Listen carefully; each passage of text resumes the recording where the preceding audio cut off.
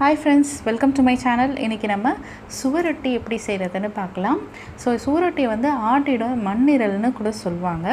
So இதை வந்து நம்ம சமைச்சு சாப்பிடும்போது நம்மளோட blood level வந்து இன்க்ரீஸ் ஆகும். ஸோ யாருக்கெல்லாம் வந்து blood ரொம்ப கம்மியாக இருக்குது அப்படின்னு ஃபீல் பண்ணுறவங்க வந்து சுவரொட்டி தான் வந்து டாக்டர் ஃபஸ்ட்டு ப்ரிஸ்கிரைப் பண்ணுவாங்க. ஸோ நீங்கள் நான்வெஜ் பிளேயராக இருந்தீங்கன்னா கண்டிப்பாக வந்து இதை ஒரு வாரத்துக்கு 2 முறை 3 முறை சாப்பிட்டுட்டு இருந்தீங்கன்னா உங்களோட blood level வந்து நல்லா இன்க்ரீஸ் ஆகும். ஸோ இது வந்து மெயினாக வந்து பார்த்திங்கன்னா ப்ரெக்னெண்ட்டாக இருக்கிறவங்களுக்கு வந்து அதிகமாக எடுத்துக்க சொல்லுவாங்க. ஸோ அந்த அளவுக்கு வந்து நமக்கு பிளட்டை வந்து நல்லா கூட்டி கொடுக்கும். வாங்க இந்த சுவையான சுவரொட்டி எப்படி செய்கிறது நம்மன்னு பார்ப்போம். சேனலை ஃபஸ்ட் டைம் பார்க்குறீங்கன்னா சப்ஸ்கிரைப் பட்டனை கிளிக் பண்ணிக்கோங்க. அப்படியே பக்கத்தில் இருக்கிற பெல் பட்டனையும் கிளிக் பண்ணிக்கோங்க. அப்போ தான் நான் போடுற உடனுக்குடன் நோட்டிஃபிகேஷன் வரும். ஸோ சுவரொட்டி பார்த்திங்கன்னா இப்படி தான் இருக்கும். எனக்கு வந்து இன்றைக்கி 1 தான் கிடச்சிச்சு. இப்போ உங்களுக்கு வந்து 2-3 கிடச்சிதுன்னா ரொம்ப நல்ல வெல் அண்ட் குட். நீங்கள் வந்து அதை சமைச்சு சாப்பிட்லாம். ஸோ ரேராக தான் கிடைக்கும், இது ரொம்ப கஷ்டம். ஸோ கிடைக்கும் போது யூஸ் பண்ணிக்கோங்க. ஸோ ஃபஸ்ட் வந்து நம்ம இதை வாஷ் பண்ணுறோம். கொஞ்சமாக கல்லுப்பு, 1/4 டேபிள் ஸ்பூன் அளவுக்கு மஞ்சத்தூள் போட்டுட்டு நல்லா வந்து கையாலேயே தேய்ச்சி விட்டு வாஷ் பண்ணி எடுத்துடலாம். அப்போ தான் நமக்கு நான்வெஜ்ஜோட ஸ்மெல் வந்து அந்தளவுக்கு இருக்காது. நல்லா ஃபுல்லாக வந்து அப்ளை பண்ணிவிட்டு நம்ம வந்து தேய்ச்சி விட்டுக்கோங்க. ஸோ இதை வந்து நம்ம வாஷ் பண்ணிவிட்டு வந்துடலாம். வாஷ் பண்ணதுக்கப்புறம் ஒரு குக்கர் எடுத்துக்கோங்க. ஸோ குக்கரில் வந்து ஃபஸ்ட்டு நம்ம குக் பண்ணிட்டு அதுக்கப்புறம் தான் பண்ண போகிறோம். ஸோ அதை வந்து குக்கரில் சேர்த்துட்டு ஒரு 1-2 டேபிள் ஸ்பூன் அளவுக்கு இஞ்சி பூண்டு பேஸ்ட்டு சேர்த்துக்கோங்க. 1/4 டேபிள் ஸ்பூன் மஞ்சத்தூள் சேர்த்துக்கோங்க. உப்பு வந்து தேவையான அளவுக்கு கொஞ்சமாக சேர்த்துக்கோங்க. தண்ணி வந்து கொஞ்சமாக சேர்த்துக்கோங்க. அதாவது லைட்டாக மூழ்கிற அளவுக்கு சேர்த்துக்கோங்க. அதாவது உங்கள் கிரேவிக்கு எவ்வளோ தேவையோ அந்த அளவுக்கு மட்டும் சேர்த்துக்கோங்க. இந்த தண்ணி தான் நம்ம வந்து கிரேவிக்கு யூஸ் பண்ண போகிறோம். ஸோ அதுக்கேற்ற மாதிரி நீங்கள் வந்து சேர்த்துட்டு இதை வந்து 1 விசில்லேருந்து 2 விசிலுக்கு நம்ம வந்து வேக விட்டுடலாம். அதுக்குள்ளே நம்ம மசாலா இங்கே ரெடி பண்ணலாம். ஸோ ஃபர்ஸ்ட் வந்து இதுக்கு ஒரு முக்கியமான மசாலா நம்ம ட்ரை ரோஸ்ட் பண்ணி எடுக்க போகிறோம். ஸோ அதுக்கு வந்து நான் வந்து பட்டை, கிராம்பு 2, அதுக்கப்புறமா 1 டேபிள் ஸ்பூன் அளவுக்கு மிளகு, 1 டேபிள் ஸ்பூன் சீரகம், 1/2 டேபிள் ஸ்பூன் சோம்பு, அதுக்கப்புறம் ஏலக்காய் 2 இவ்வளவும் எடுத்துகிட்டு நான் நல்லா வந்து ட்ரை ரோஸ்ட் பண்ணுறேன். இது நீங்கள் உங்களுக்கு எக்ஸஸாக வந்துச்சுன்னா கூட ஒன்றும் பிரச்சனை இல்லை. இதை வந்து நீங்கள் பாக்ஸில் அடைச்சி வச்சுக்கோங்க. ஸோ நெக்ஸ்ட் நீங்கள் செய்யும் போது டக்குன்னு வந்து இந்த பவுடரை போட்டு நம்ம செஞ்சுக்கலாம்.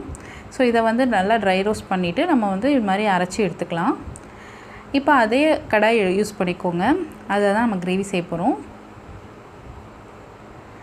ஸோ இதில் வந்து ஒரு 2 டேபிள் ஸ்பூன் அளவுக்கு எண்ணெய் ஊற்றிக்கணும். ஸோ நான் இங்கே வந்து நல்லெண்ணெய் தான் எடுக்கிறேன். அப்போ தான் நம்மளோட அந்த ஃபுல் ஹெல்த் பெனிஃபிட்டும் நமக்கு கிடைக்கும். ஸோ நான் ஆல்ரெடி சொல்லியிருக்கேன், நான்வெஜ்னாலே நல்லெண்ணெய் யூஸ் பண்ணுங்கள், அப்போ தான் நல்லாயிருக்கும்.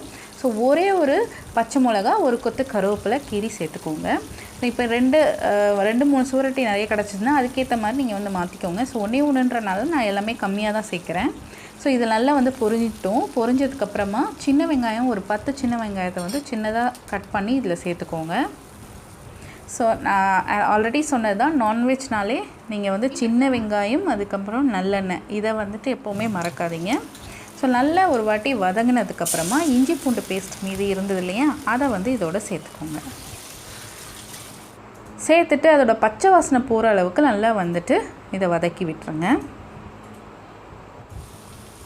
நல்லா பச்சை வாசனைலாம் போனவுடனே ஒரே ஒரு தக்காளி நான் வந்து சேர்த்துருக்கேன். சின்ன தக்காளி தான், 1 கட் பண்ணி சேர்த்துக்கிறேன்.